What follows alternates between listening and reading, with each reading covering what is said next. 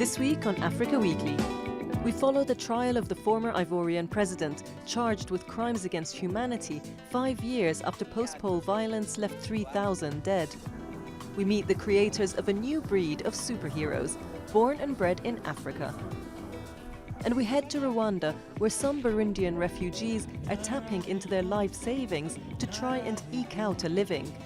But first, a summary of the stories that made the headlines this week. Monsieur Bagbo. Mr. Bagbo, do you plead guilty or not guilty? Thank you, Mr. President. I plead not guilty. The trial of Ivory Coast's former president Laurent Gbagbo and his militia leader Blé Goudé opened on Thursday. Prosecutors accuse Gbagbo of trying to cling to power by all means after he was beaten by Alassane Ouattara in 2010 elections. Both Gbagbo and Goudé pleaded not guilty to all charges, which include murder, rape and persecution in 5 months of bloodshed. Cameroon was rocked by a series of suicide attacks this week in a region targeted by Nigeria's Boko Haram Islamists. On Monday, at least 37 people died in 4 suicide attacks at a market in Bodo, in the extreme north of Cameroon. And on Thursday, 4 people were killed when 2 female suicide bombers targeted a school sheltering people who had already been displaced from their homes by Boko Haram's campaign of terror.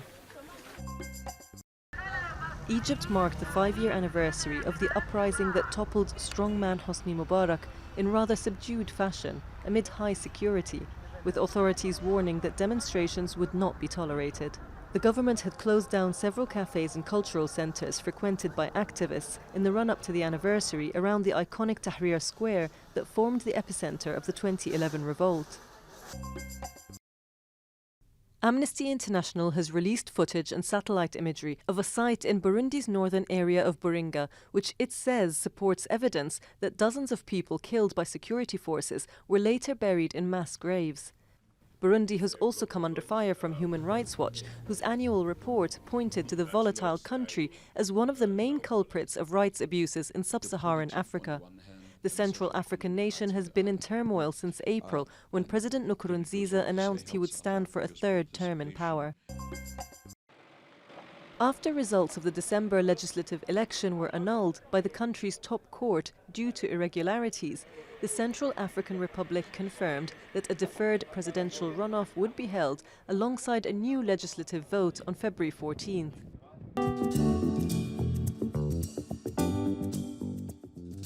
Laurent Gbagbo's landmark trial opened on Thursday as the ex-Ivorian president and his former militia leader are accused of crimes against humanity for unrest triggered by his bid to stay in power in 2010. 5 years after Ivory Coast's former president Laurent Gbagbo was arrested in Abidjan, his trial at the International Criminal Court, the first for a former head of state, has begun. The 70-year-old is accused of crimes against humanity in the wake of disputed presidential polls in 2010. This trial has an eminently educational role, as well as for Ivory Coast, also for all African leaders who cling to power, and the fight for power which becomes an opportunity to decimate populations. Gbagbo ruled Ivory Coast for 10 years, until his arrest by forces loyal to current President Alassane Ouattara, who is recognised by the international community as the election's legitimate winner. It followed 5 months of post-election violence, in which some 3,000 people were killed and many more wounded. I was shot 9 times in the abdomen, 3 times in my hand. I can't do anything, I'm handicapped. I want Laurent Gbagbo to face justice, to pay for what he did to me, for all the damage he caused me. I want him to pay for that. Also standing trial in The Hague is Gbagbo's former militia chief, Charles Blé Goudé. Both men deny charges of murder, rape and persecution, and Gbagbo is accusing France of organising a plot to remove him from power. We hope that justice will prevail with this trial and that justice will be given in a balanced, impartial way. The trial is expected to last 3 to 4 years, and it's hoped the outcome will bring resolution to a long decade of political upheaval in Ivory Coast and some closure for the victims of the conflict.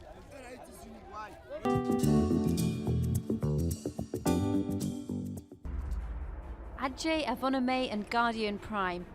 According to these Nigerian comics, you don't have to be white to save the world. Here in the studio of Comic Republic in Lagos, artists are creating a new breed of superheroes born and bred in Africa.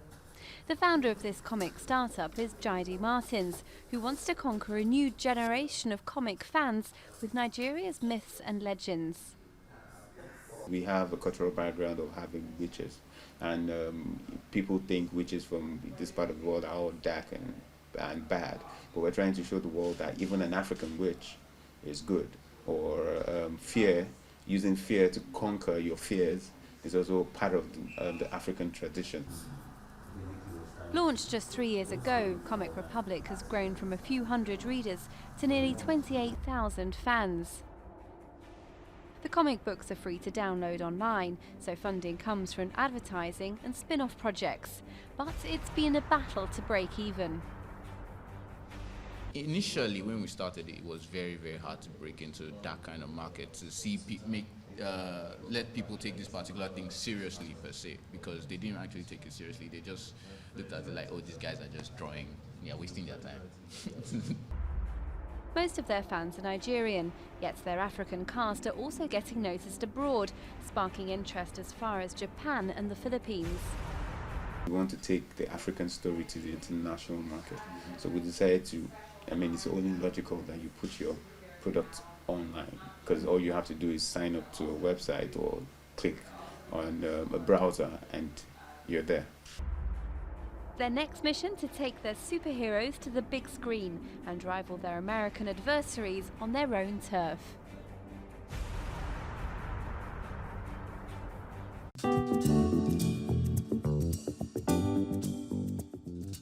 Until recently, Mike was counting on opening a bar in Bujumbura, the capital of Burundi.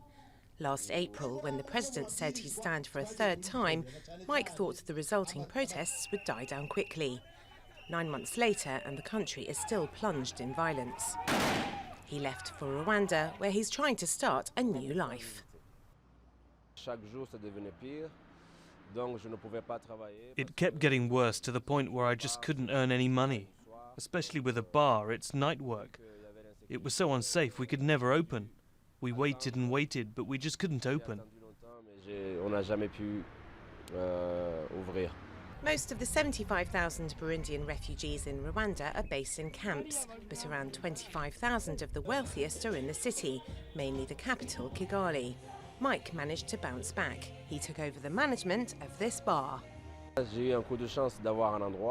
I was lucky to find this place, but it was really hard. Everything is different. You have to start from the bottom and work your way up again. It's a new life, a new city. Others aren't so fortunate. This young man fled to the Burundian capital after taking part in the protests.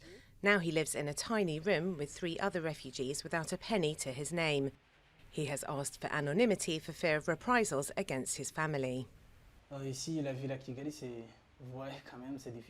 Life in Kigali is really difficult. We can't pay rent because we can't work. There are 4 of us and we've spent all our savings.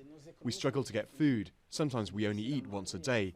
We're in trouble and it's hard to envisage the future.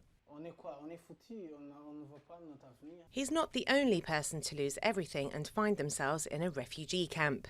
Thousands of Burundians are waiting in vain for an end to the conflict in their country.